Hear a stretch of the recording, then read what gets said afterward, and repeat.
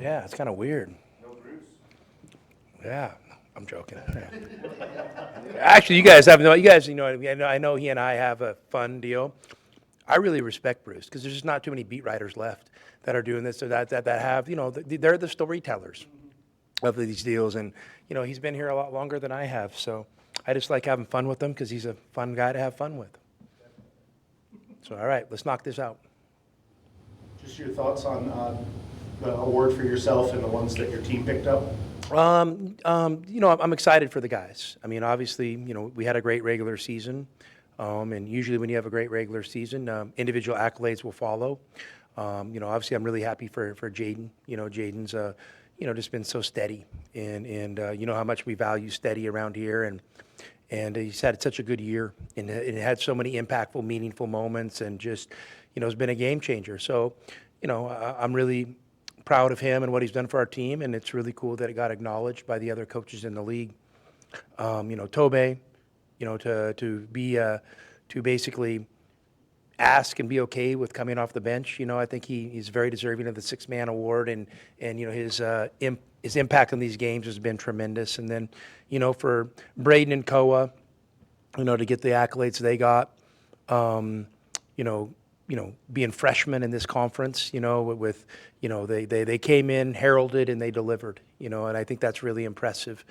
And then Mo, I really challenged Mo at the start of the year and kind of in our preseason conversations. Like I thought a goal of his should be to be a first team all conference big guy. And, I figured if he was close to that, it would mean he had a good year and it would really help our team. And he delivered. I mean, he just seems like his impact has grown over the course of the year, and it's been great. And then, I think we had, those other guys, Delhi, could have been right there for sixth man of the year. Dwayne's coming on lately, obviously his season got interrupted with an illness, but then Yvonne has had an amazing impact for a freshman, and is very deserving probably in most years of being a first team, all freshman, type of guy. But, obviously there's a lot of good freshmen in the league this year. So I think he's understanding of that, and I think he has a really bright future. Considering the amount of youth that you had on this team, did you have to coach it differently than maybe other teams you've coached? No.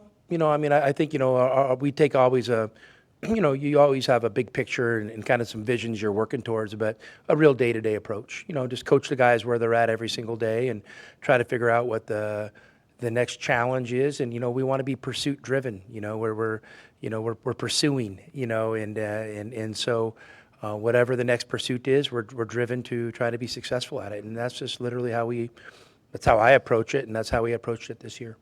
Were you at all surprised that Jaden got the player of the year, given that he doesn't have the stats that? Not really. I think coaches value different things than stats. I think stats are easy for, people on the periphery to get, enamored with. And I think coaches really value winning. And for me, and I know when I sit behind the scenes and all these, when you're figuring out who deserves what award or not, to me, my eye always go to the first place team and whoever the most impactful guy is on the first place team. And that's usually where I decide, if I'm going to vote for that guy. That's where I'll start. I'm not saying that's what I vote for, but that's where I would always start. So I think a lot of the coaches, they probably had the same mindset. What do you think really differentiated Jaden? I know you talked about his leadership all season, but really made him stand out on such a stacked roster. Just his impact on winning, and he was our leader. He was our leader, on a day-to-day basis with these guys, and for him to be, he was once a McDonald All-American. Let's not forget about that. So this guy's a really talented player, but he gets a little, longer in the tooth in his college career, and then to trust a coaching staff to bring in some young, really talented players and tell him that we think this is the right way to go for our team to be successful, and then to trust that, and then once those freshmen are here, to accept them and really help them grow and give them space to be the best versions of themselves. Says a lot about Jaden as a person and a teammate, and yeah, I think Jaden's one guy that. Some people, they're just the common denominator in winning. And he's one of those guys that if you look at a lot of winning programs, somebody had told me he's run a conference championship in 3 different conferences, which is pretty crazy, you know, and playing different roles on every team. He won one in the SEC, won one in the Pac-12, and won one in the Big 12. And, you know, and each time he played a different role. So I think that's pretty impressive. When you reflect on Braden's regular season, he's kind of started off slow. Is there something that you recall clicking for him, or is it just a matter of he's got to work through the beginning of his career? I mean, I think probably the latter. You know, he had to work through some things and just get some experience. He just needed reps. He just needed reps, and he needed to kind of feel what it's like to struggle and why, and then to kind of be able to review that and learn from it, and then figure out where he could be successful. And then I think the obviously the game you point back to where we all kind of saw it and felt it, you know, and not that the coaching staff hadn't seen it behind the scenes, but was that Alabama game when he came out and was able on that stage to, you know, kind of put that together, that stretch of the game where he was just phenomenal. You know, I mean, obviously probably does a lot for his confidence. And then, you know, he was able to really kind of, you know, build off of that. And I think he's been really consistent since then. So, you know, and he dealt with some illness this year, and I'll give him credit. I mean, I think there was days he probably was like, man, it might be smart if I took a few days off. And we were so depleted at the time, we couldn't afford for him to do that. And he stuck it out. And I just know in that Houston game, he didn't have a good look about him. Was it the BYU game?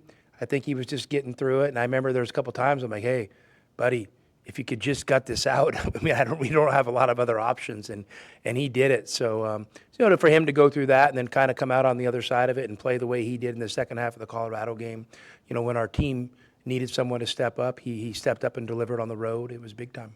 The big picture with that, you mentioned Braden worked through some things, Jaden, Koa. I mean, there's been a few guys that have worked through injuries or illness or whatever. Yeah, I mean, that's what a season brings. I mean, a season, you know, you just, unfortunately, these things aren't, you know, they're not completed in a vacuum. You know, I mean, there's life that's happening while we're doing these seasons, you know, and, you know, there's some emotional up and downs, there's physical up and downs, there's fatigue, you know, there's, you know, emotional fatigue, and, you know, there's successes, there's failures, there's so many things coming at your way that, you know, you're going to have these ebbs and flows of the season, and, you know, you got to stay steady, and you got to accept it's just part of the equation. And, you know, and if you're going to be a team that has to play at its best to win, or you're going to be a player that has to feel 100% to perform, you're probably not going to be a very consistent team. So, you know, we take a lot of pride in being consistent, and you know, I think our guys really delivered, you know, on the regular season. The prospect of 3 games in 3 days, do you see more of a likelihood that you're going to try to get some of the other guys some minutes? I mean, maybe let's just see how the games go. You know, I mean, you know, I you know, going back to Saturday, I mean, you know, I told the team this today. I was going to play more guys, and then I saw we came out flat, and I was like, no, these dudes are going to wear this.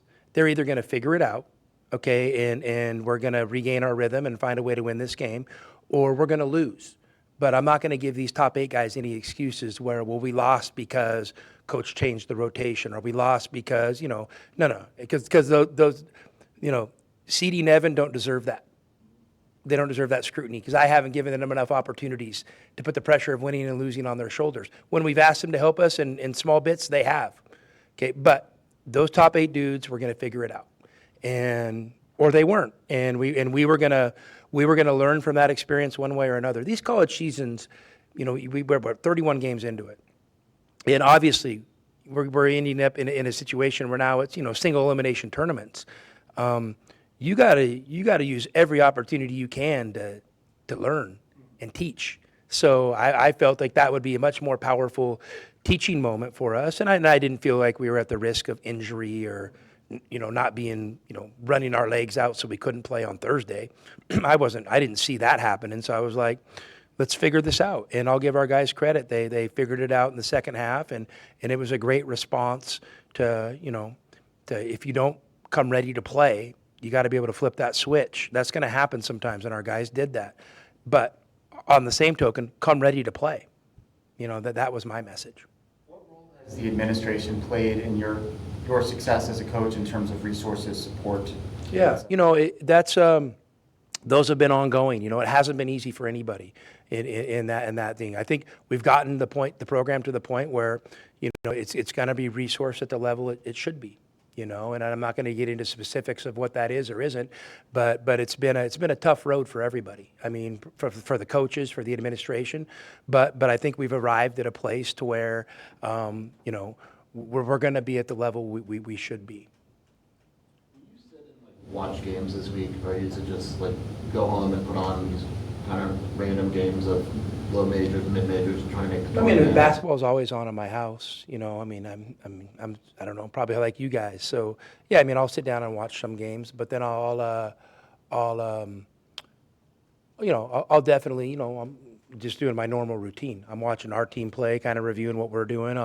I'm watching, you know, our potential opponents playing, so I know, you know, what we need to tilt our practices towards and things like that. But yeah, I mean, it's just normal week with a lot of basketball on TV. It's kind of like that feast week, right? I mean, it seems like there's games on 24 hours, which is kind of nice to take a break and watch 5 minutes of a game.